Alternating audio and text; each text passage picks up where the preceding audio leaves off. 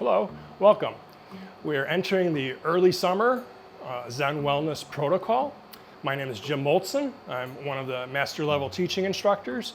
I've done some of the past lectures and online classes over the last couple of years.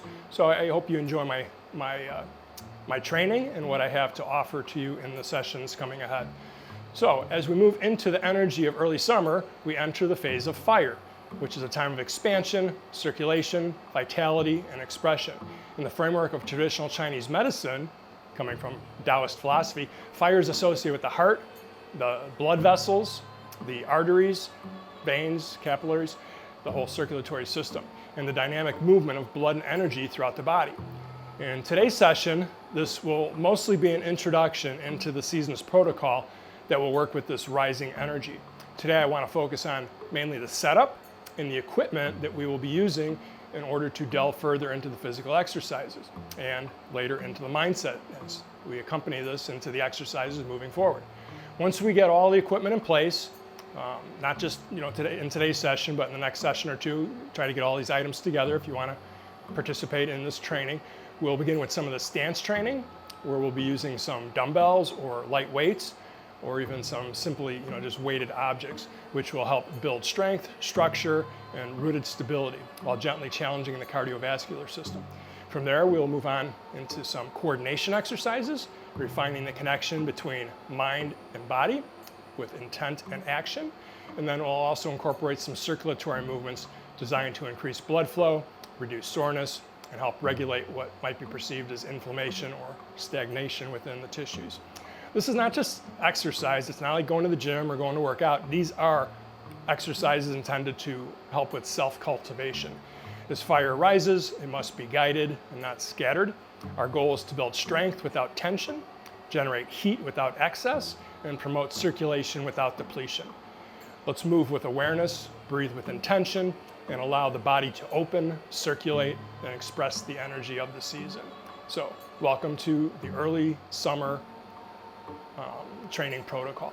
So to get started, I'll have an image up of all the items that are on the table here. You're welcome to obtain as many of them as you'd like to.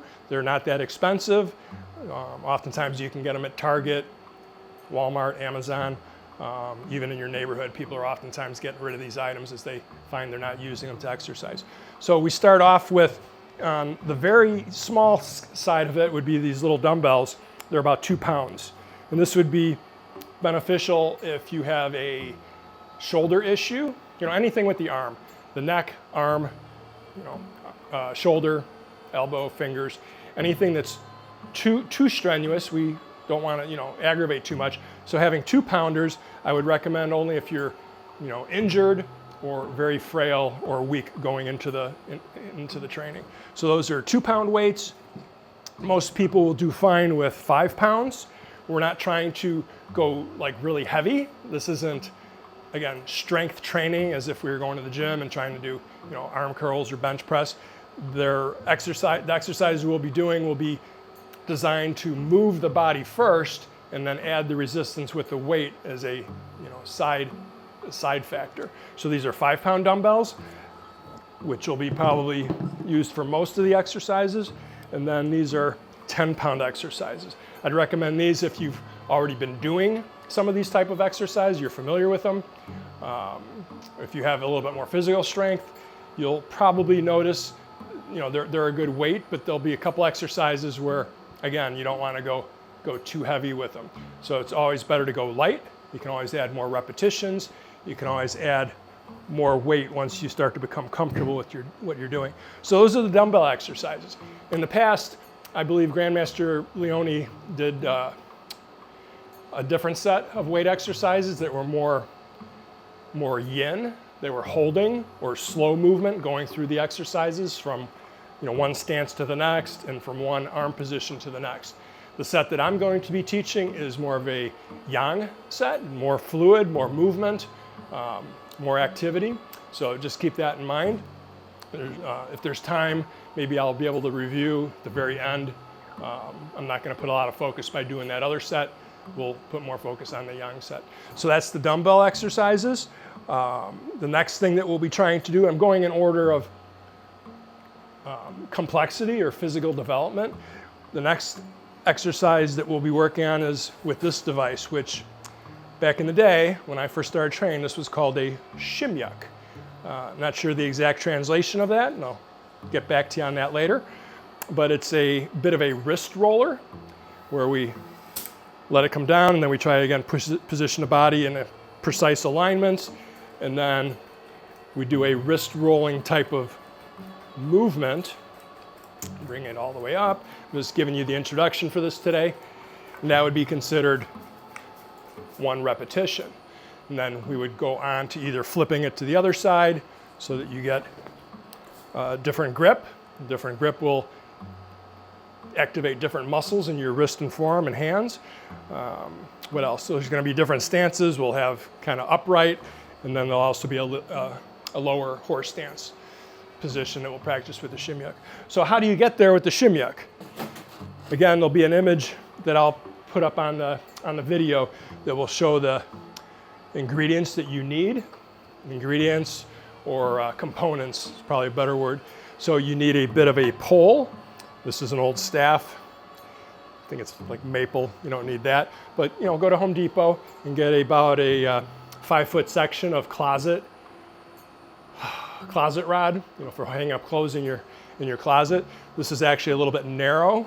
It's about 1 inch on one part, and it gets up to maybe about 1.25 inches or so. I prefer the little bit thicker one from the closet rod, which is about either 1.25 inches or 1.5 inches. Regardless, if you get too small, it's not going to structurally be strong enough to withstand what we're doing with it. So you want something that's at least 1 inch or so in diameter and about 5 foot long. So that's the first component. Second component is parachute cord. Again, all these items are probably available at Home Depot. You can get them on Amazon if you want. Probably only going to need about 15 feet, maybe 20 feet. Spool probably get you more than that. So that's the next component of the shim. And then we have these bags. I think they're called, they're cotton. They're cotton storage bags or muslin, M-U-S-L-I-N bags, I think they call them sometimes. We're going to use this as the weight in the bags that we'll put together. So get them on Amazon. I think you can get them in lots of 10. You only need 3 of them, but get what you need. Or maybe go in with other people and buy a bunch of them. So that's the bags. Once you get the bags, you're going to fill them with gravel. You can get some gravel, rinse it out. Might have to do it a few times where you rinse the gravel so it's not dusty, because every time you touch it or every time the bag will be handled, it'll give off some dust. So make sure you wash the gravel. Pea gravel is good. Or what else? You can get sand, but sand might be, again, so thin that you'll get dust from it, or it'll pass through the bags a little bit. So you could put sand inside a plastic bag, and then put that plastic bag inside of the cotton bag. And then from there, you got a little cinch here. You cinch it up, and grab your parachute cord, wrap it around, and it ends up looking like so. So with the weight, we're going to be able to adjust. Again, going lighter is more beneficial as you get more comfortable doing this. It's not just going to be that we want to be light or heavy, but we're going to want the weight to be where we're challenged. You want to be challenged when you're doing this. So again, it's not just weight training. You're not just doing wrist rolling exercises. You want it to be somewhat challenging as far as what you're trying to develop with this. So we'll have one bag, which will go in the center, about 5 pounds. There'll be 2 bags that will go on either end, and those are going to be about 2.5 pounds. So total, the whole thing weighs about 10 pounds. Might not seem like a whole lot. For other people, it might seem like a tremendous amount, especially if you've done some kind of wrist training before. Again, once you start doing it, you'll have an idea if you need to adjust the weight to become somewhat lighter. Not going to really focus on the shim getting heavier than that. 5 pounds in the center, 2.5 pounds on both sides, roughly 10 pounds. That's the optimum weight that we're going to work with for it. So what did we just cover? We got the dumbbells, small, medium, and heavy, depending upon your ability. We got the shim that I'll, again, have the pictures up so you can see it. Then we have the last thing, which I find to be the most physically demanding when we practice it. It's going to be called bottle form, just like they're bottles of water. And what we'll do with this is, again, it's going to be stances. We're going to have different stances. We're going to hold the bottles in a unique position.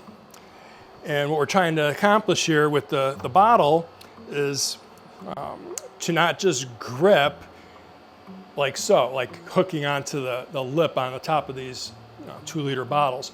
So what you do, get your 2-liter bottle, or if you want to start with 16-ounce bottles, again, if you're a little on the weaker side or injured, and that way you can adjust how much water you put in the bottle. But just say we're using the 2.5-liter bottles. We take off that bottom thing, that plastic extra thing that's on the bottom there, take that off, fill up the water, put the cap back on it, and then get some, back in the day we used to just call it like friction tape or gauze wrapping tape, I guess would be similar to it. You don't want to go with just duct tape or electrical tape that's real smooth, because you'll find your grip will keep slipping off of it. So you want to have enough grip so that we can, again, not latch onto the lip that's on there. We want to wrap it enough that we have to squeeze our fingertips all very specifically to keep the tension on the grip. And what we'll do from the different stances, we got horse stance, we got ba, we'll have bagua, we'll have twisted stance in various positions here, here, here. Very similar to the 8 vessels. You're going to be holding the bottles with those basic stances. So these, again, get them at the grocery store, a couple 2-liter bottles. You can start out with next to no water in them if you are in question of your ability with what we're going to do, and then gradually add more water to it. So everything here on the table, if you were to get the whole thing complete, you get it at Target, Home Depot, your local grocery store, probably looking at a total of, I don't know, maybe $50 if you got all the different items. So small price to pay for the investment of what you're going to benefit from the training. So the coordination exercise we're going to do, you might have seen some of these before with some of the other instruction, maybe not a big deal. We're going to have what we call P attack, where your hand is flicking out and open, and then wind up. This is a Pyeongsu, again, Korean terminology from the Korean Kung Fu system that we're involved in. So you have a P attack, you have a Pyeongsu, you have an open hand strike, which in this curriculum or this context we'll call Chung, C-H-U-N-G. So what we'll do is, again, this isn't the instruction, this is the introduction to it, but it's going to be P attack, palm strike, P attack, hook and palm strike. And then each time we do it, there'll be another level up of development. We start to lift the leg up, the leg and arm come up. So you're working on your balance and your coordination, trying to get the blood moving again after we get a little bit stiff or stagnant from doing some of the physical exercises. So that'll be the P and Chung, blood circulation exercise. We'll also be doing this type of P attack exercise. You're trying to get the blood moving towards your fingertips or from here out, and getting the blood more circulation through the shoulders, the chest, and the upper body. And all of these exercises in general are going to increase your circulation. So good chance you're going to break a sweat, good chance you're going to increase your pulse rate, your breathing rate. We'll try to monitor as we're going through it. Good chance your blood pressure will go up a little bit as you're doing the exercises. And then hopefully, if you're in great shape, it'll come back down, half hour, 45 minutes after you've been rested from the training.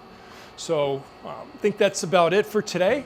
Again, today was more of an introduction, just getting everybody comfortable with what we're going to be doing and a bit of a showcase of the different items that you can hopefully obtain prior to starting the session. So be well, be safe, and we'll see you next time. Take care.